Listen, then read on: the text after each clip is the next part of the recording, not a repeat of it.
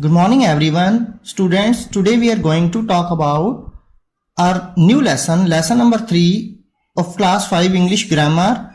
Name of the lesson is synonyms. Synonym means a word or a phrase that has the same meaning as another word or phrase in the same language. Students, synonym का मतलब होता है किसी भाषा में ऐसे शब्द जिनका मीनिंग सेम हो, मतलब एक जैसा मीनिंग हो.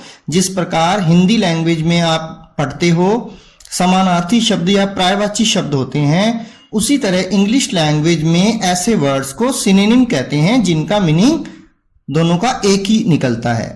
जैसे यहां पर एक एग्जांपल है बिग, लार्ज. बिग और लार्ज एक दूसरे के सिनोनिम हैं. इसी तरह यहां पर एक पिक्चर एग्जांपल है Rajat is reading his book, the students are studying their books. तो यहां रीडिंग बुक को पढ़ना और बच्चे बुक्स पढ़ रहे हैं, तो यहां दोनों वर्ड्स एक दूसरे की जगह यूज हो सकते हैं. ऐसे वर्ड्स को हम सिनोनिम कहते हैं. यहां आपकी टेक्स्ट बुक में आए हुए काफी सारे सिनोनिम्स इन दो टेबल्स में दिए हुए हैं. चलो हम इसमें से कुछ एग्जांपल्स देखते हैं. First one is peace. इसका सामने सिनोनिम दिया है क्वाइटनेस. शांति दोनों का अर्थ होता है जब शोर ना हो रहा हो. दूसरा है फॉरेस्ट या जंगल. ये दोनों भी वर्ड एक दूसरे की प्लेस में यूज हो सकते हैं. रूट, वे दोनों का मीनिंग रास्ता होता है. फ्रेंड, कंपेनियन दोनों का मतलब दोस्त होता है, मित्र होता है. तो स्टूडेंट्स, इस तरह ये जो आप काफी सारे वर्ड्स देख रहे हो ये सभी एक दूसरे के सिनोनिम हैं, और हमें जितने अधिक सिनोनिम्स आते होंगे हमारी वर्ड पावर बढ़ती है और हमारी उतनी ही वोकैबुलरी डेवलप होती है. तो स्टूडेंट्स, कुछ इस पेज पर भी आप देख रहे हो जो हमारे पिछले पेज के टेबल्स थे दोनों वो कंटिन्यू हो रहे हैं. यहां पर भी कुछ और एग्जांपल्स हैं जैसे शट, क्लोज, एक, पेन. शट और क्लोज यानी बंद करना किसी चीज को, एक या पेन यानी दर्द, बिल्ड या मेक बनाना. ये सभी क्या हैं? पेयर्स हैं, सिनोनिम्स हैं एक दूसरे के जिनका की सेम मीनिंग निकलता है. तो स्टूडेंट्स, आपको इन्हें लर्न करना होगा, याद रखना होगा, प्रैक्टिस करनी होगी, और प्रैक्टिस से ही आप आगे आने वाली एक्सरसाइजेस को सॉल्व कर पाएंगे. चलो हम इस एक्सरसाइज को सॉल्व करते हैं. Complete the following sentences by filling up synonyms of the word given in bracket against each sentence. यहां पर आपको एक सेंटेंस दिया गया है जिसमें एक ब्लैंक है, सामने आपको ब्रैकेट्स में एक वर्ड दिया गया है. आपको उस वर्ड के सिनोनिम से उस सामने वाले सेंटेंस को कंप्लीट करना है. तो let us start. One day a dash of elephants pass through that area. अब यहां पर सेंटेंस के सामने वर्ड है flock. Flock group of animals या बर्ड्स के लिए यूज होता है, लेकिन एलिफेंट्स के ग्रुप के लिए एक वर्ड यूज हो सकता है जो है हर्ड. तो ये भी इसका सिनोनिम है, तो हम यहां वर्ड करेंगे use heard. Number 2 is Mushakraj was very dash with Gajraj. Mushakraj was very dash with Gajraj. यहां शब्द है चीयरफुल. तो चीयरफुल का मतलब होता है खुश. यहां पर खुश के लिए कोई ऐसा वर्ड है जो हम यूज कर सकते हैं. तो बच्चों, खुश का मीनिंग आपको पता है हैप्पी, या हम यहां पर एक वर्ड और यूज कर सकते हैं प्लीज्ड. तो आपका जो अच्छा लगे आप यूज करना. हम यहां यूज करें happy. Mushakraj was very happy with Gajraj. Number 3 sentence is boys why are you making a dash.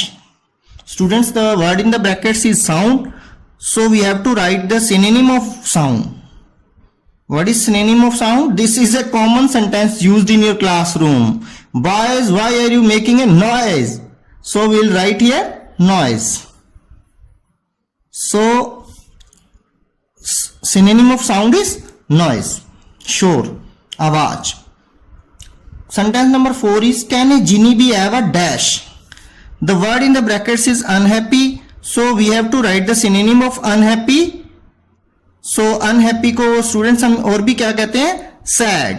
अगर आपसे मैं happy का अपोजिट पूछूंगा तो आप कहोगे sad.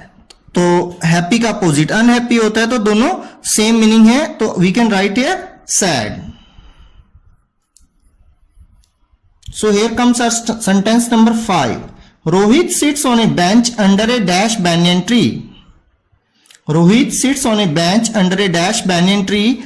Here the word in the brackets is huge. We have to write the synonym of huge. Huge का मतलब होता है बड़ा, तो बड़ा के लिए स्टूडेंट्स वर्ड आप यूज करते हो big. So we will write here big. Now in sentence number 6, the sentence is the genie was dash for spoiling things up. The genie was dash for spoiling things up. The word is noted. यानी जिनी जो था वो चीजों को खराब करने के लिए जाना जाता था, तो यहां पर नोटेड वर्ड है. नोटेड के लिए आप एक और वर्ड यूज कर सकते हो, इसका सिनोनिम दैट इज फेमस. आपको लिखना चाहिए फेमस. स्टूडेंट्स, ये जो सभी सेंटेंसेस आ रहे हैं ये आपके इंग्लिश टेक्स्ट के लेसन्स हैं, जिनमें से कुछ लेसन्स हम फर्स्ट टर्म एग्जाम के सिलेबस में पढ़ेंगे और बाकी कुछ आगे आएंगे. सेंटेंस नंबर 7 है ma'am Rinku's father has dash today. The word in the brackets is expired. Expired का मतलब होता है किसी की डेथ हो जाना, तो डेथ हो जाने के लिए हम एक वर्ड यूज कर सकते हैं died. Ma'am Rinku's father has died today.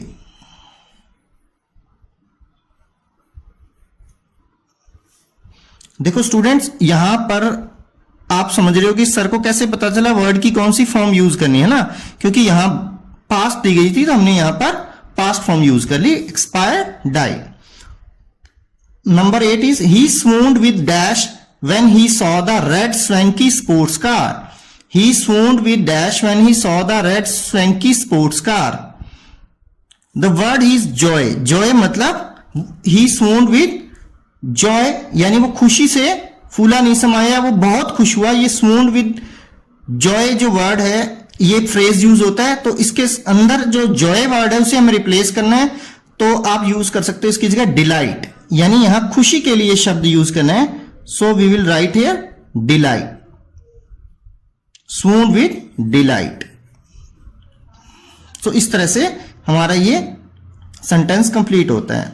Number 9 is we concluded our dash with dinner at a restaurant.